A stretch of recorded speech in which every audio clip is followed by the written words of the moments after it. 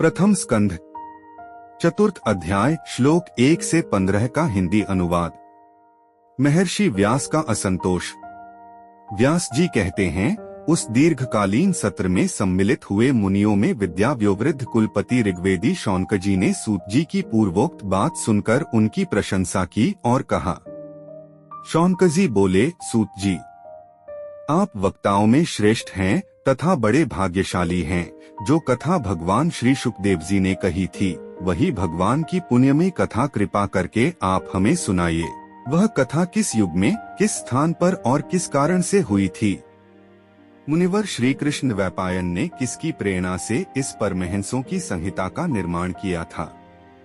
उनके पुत्र शुकदेव जी बड़े योगी, समदर्शी, भेदभाव रहित, संसार निद्रा से एवं निरंतर एकमात्र परमात्मा में ही स्थिर रहते हैं। वे छिपे रहने के कारण मूढ़ से प्रतीत होते हैं। व्यास जी जब सन्यास के लिए वन की ओर जाते हुए अपने पुत्र का पीछा कर रहे थे, उस समय जल में स्नान करने वाली स्त्रियों ने नगे शुकदेव को देखकर तो वस्त्र धारण नहीं किया, परंतु वस्त्र पहने हुए व्यास जी को देखकर लज्जा से कपड़े पहन किए थे। इस आश्चर्य को देखकर जब व्यास जी ने उन स्त्रियों से इसका कारण पूछा, तब उन्होंने उत्तर दिया कि आपकी दृष्टि में तो अभी स्त्री पुरुष का भेद बना हुआ है, परंतु आपके पुत्र की शुद्धि दृष्टि में यह भेद नहीं है। कुरुजांगल देश में पहुंचकर हस्तिनापुर में वे पागल, गूंगे तथा जड़ के समान विचरते होंगे।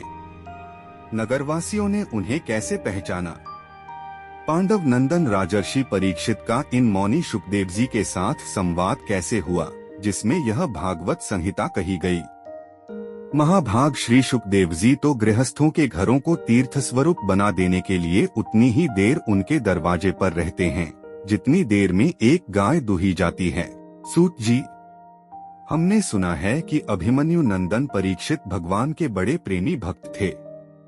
उनके अत्यंत आश्चर्यमय जन्म और कर्मों का भी वर्णन कीजिए।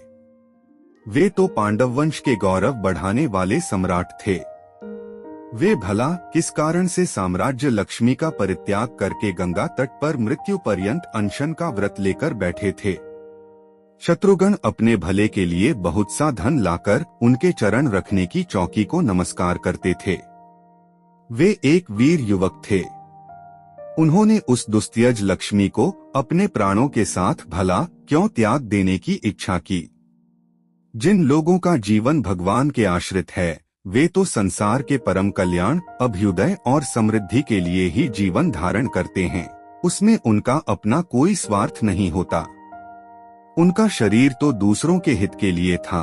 उन्होंने विरक्त होकर उसका परित्याग क्यों किया? वेदवाणी को छोड़कर अन्य समस्त शास्त्रों के आप पारदर्शी विद्वान हैं। सूत जी, इसलिए इस समय जो कुछ हमने आपसे पूछा है, वह सब कृपा करके हैं, कहिए। सूत जी कहते हैं, इस वर्तमान चतुर्युगी के तीसरे युग द्वापर में महर्षि पराशर के द्वारा वसुकन्या सत्यवती के गर्भ से भगवान के कलावतार योगिराज व्यास जी का जन्म हुआ। एक दिन वे सूर्योदय के समय सरस्वती के पवित्र जल में स्नानादि करके एकांत पवित्र स्थान पर बैठे हुए थे। चतुर्थ अध्याय श्लोक 16 से 33 का हिंदी अनुवाद। महर्षि भूत और भविष्य को जानते थे। उनकी दृष्टि अचूक थी। उन्होंने देखा कि जिसको लोग जान नहीं पाते, ऐसे समय के फेर से प्रत्येक युग में धर्म संकरता और उसके प्रभाव से भौतिक वस्तुओं की भी शक्ति का ह्रास होता रहता है। संसार के लोग श्रद्धाहीन और शक्तिरहित हो जाते हैं। उनकी बुद्धि कर्तव्य का ठीक ठीक निर्णय नहीं कर पाती और आयु भी कम हो जाती है। लोगों की इस भाग्यहीनता को देखकर उन मुनीश्वर ने अपनी दिव्य दृष्टि से समस्त वर्णों और आश्रमों का हित कैसे हो, इस पर विचार किया। उन्होंने सोचा कि वेदोक्त चातुर्होत्र कर्म लोगों का हृदय शुद्ध करने वाला है। इस दृष्टि से यज्ञों का विस्तार करने के लिए उन्होंने एक ही वेद के 4 विभाग कर दिए। व्यास जी के द्वारा ऋक्, यजुः, साम और अथर्व, इन 4 वेदों का उद्धार, पृथक्करण हुआ। इतिहास और पुराणों को 5वां वेद कहा जाता है। उनमें से ऋग्वेद के पैल, सामगान के विद्वान जैमिनी एवं यजुर्वेद के एकमात्र स्नातक वैशंपायन हुए। अथर्ववेद में प्रवीण हुए दरुनंदन सुमंतु मुनि।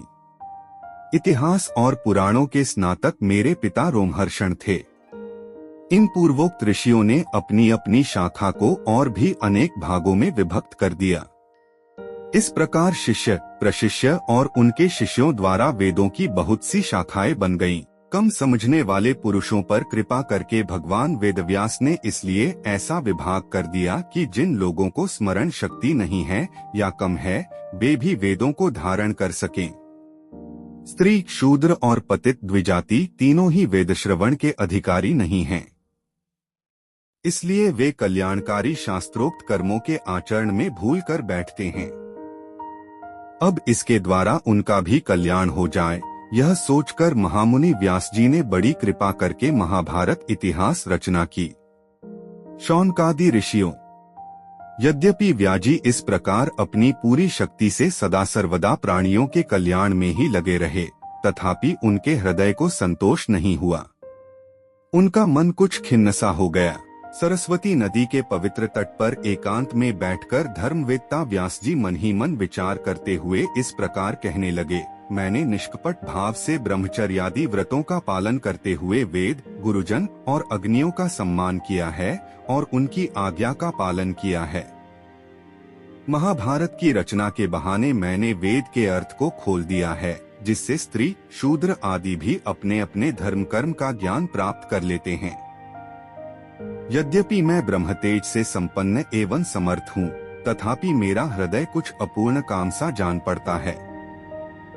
अवश्य ही अब तक मैंने भगवान को प्राप्त कराने वाले धर्मों का प्रायः निरूपण नहीं किया है। वे ही धर्म परमहंसों को प्रिय हैं और वे ही भगवान को भी प्रिय हैं। होन्हो मेरी अपूर्णता का यही कारण है।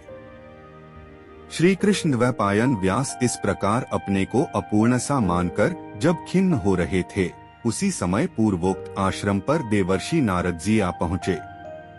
उन्हें आया देख व्यास जी तुरंत खड़े हो गए। उन्होंने देवताओं के द्वारा सम्मानित देवर्षि नारद की विधिपूर्वक पूजा की।